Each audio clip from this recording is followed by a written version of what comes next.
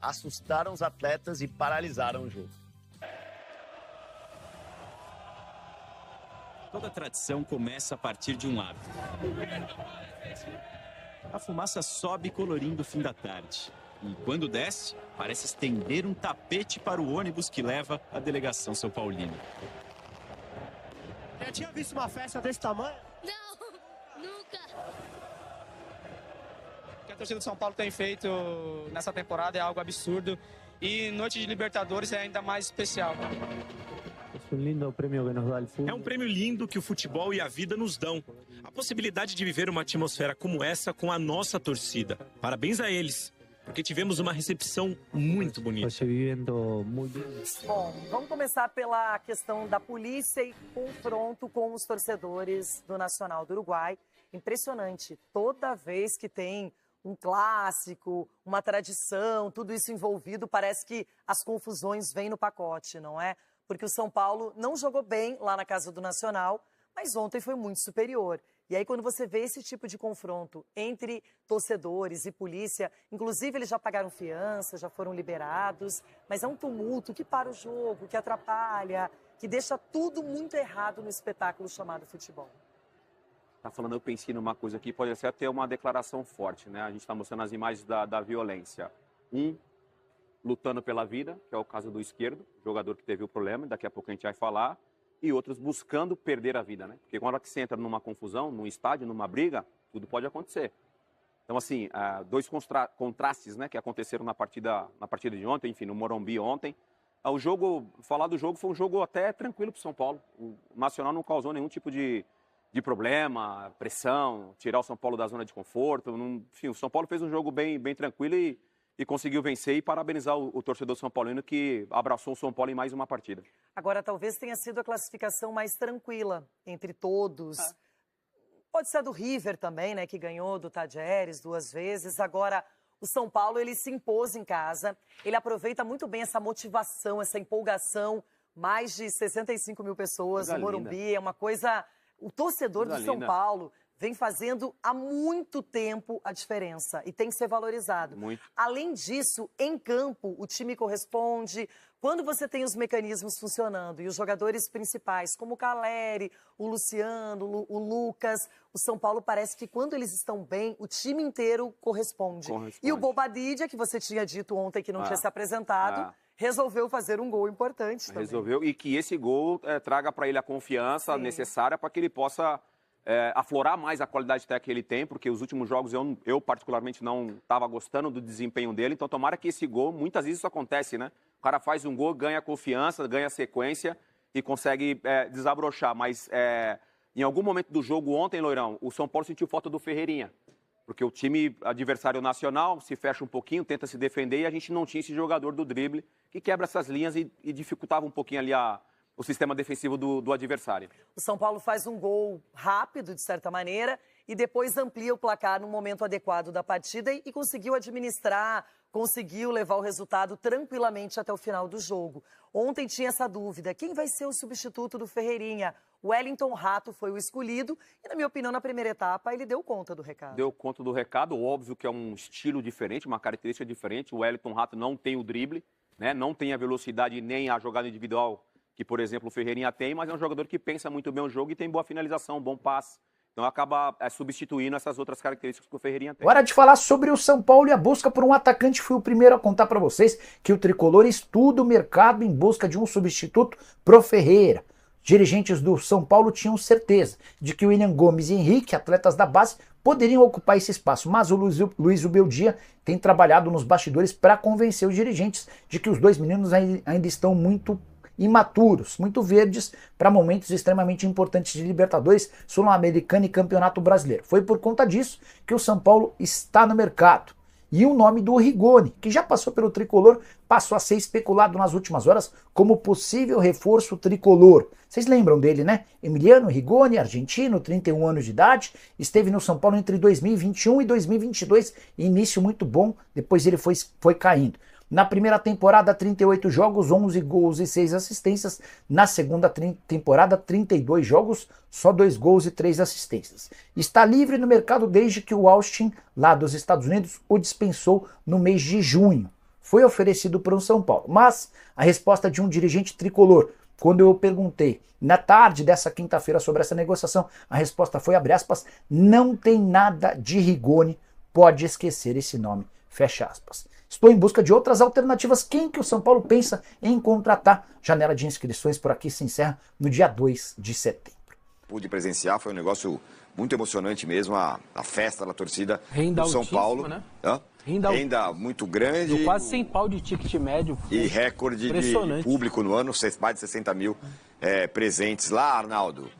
Para um jogo dentro de campo que o São Paulo fez ali, de forma protocolar, mas passou, está nas quartas de final. Bom dia, boa tarde, satisfação. Protocolar, boa tarde, satisfação. Protocolar porque o time fez o gol antes da virada do primeiro tempo, um belo gol de um jogador, aliás, que tem se firmado, foi o último a se firmar nesse time titular, né, o Bobadilla.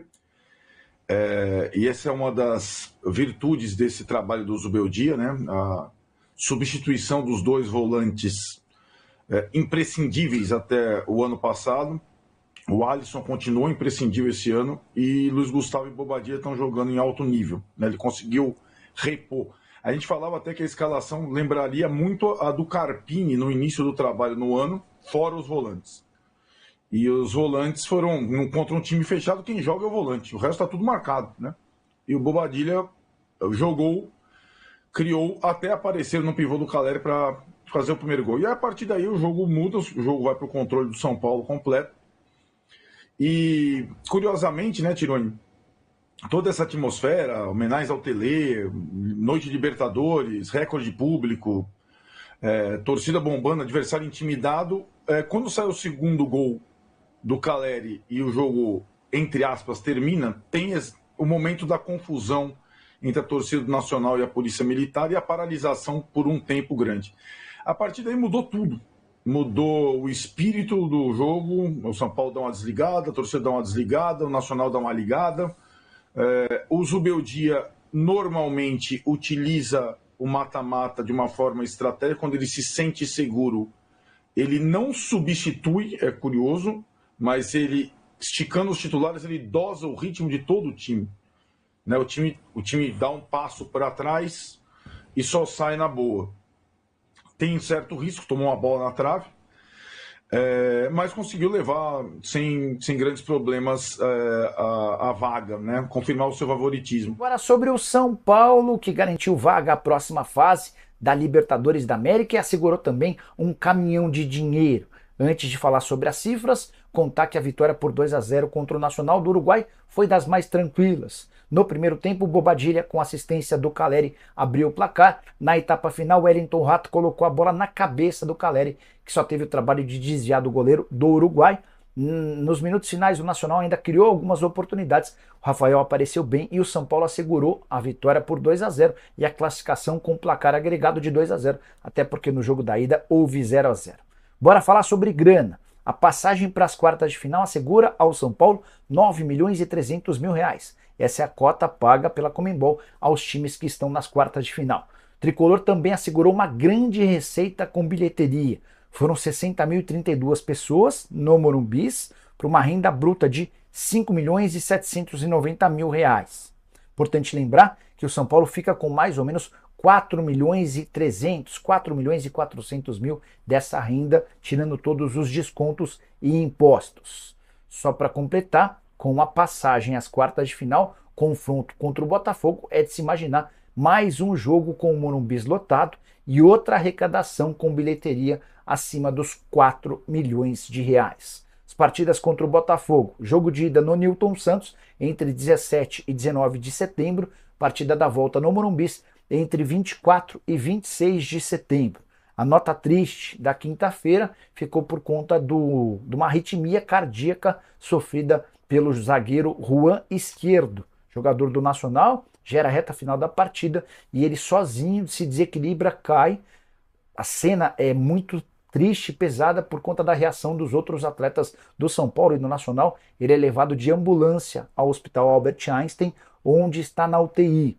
Ele sai desacordado do estádio, durante o trajeto até o hospital ele retoma essa lucidez, mas logo depois no hospital volta a perder a lucidez. Até por isso está sedado e daqui a 12 horas, ou depois de um período de 12 horas, essa sedação vai ser cortada para que os médicos possam avaliar se há sequelas.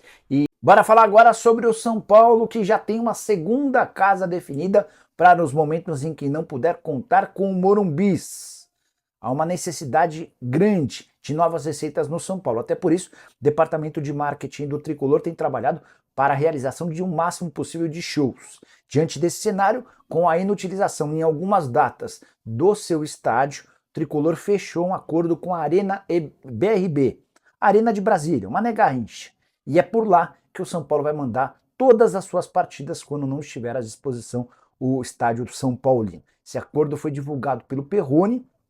Importante contextualizar que a torcida do São Paulo em Brasília é grande e a expectativa é de que jogos com casa cheia aconteçam toda vez que o Morumbi não puder realizar ou abrigar as partidas do Tricolor. Só para fechar sobre o São Paulo, Marcos Antônio pode ser novidade contra o Flamengo no final de semana, jogo do Campeonato Brasileiro, logo contra o Flamengo, que tentou a todo custo levar o Marcos Antônio, o chapéu do Tricolor, na contratação do volante que pertencia a Lazio.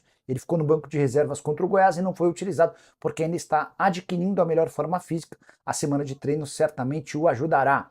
Para completar sobre o Tricolor, especulação que surgiu nas últimas horas de que o River Plate fez consulta ao São Paulo por Galopo. Seria o terceiro clube diferente interessado no argentino. O Rosário Central e Boca Juniors já fizeram proposta. A informação que eu posso contar para vocês é que o São Paulo assegura não ter sido procurado por ninguém do River Plate.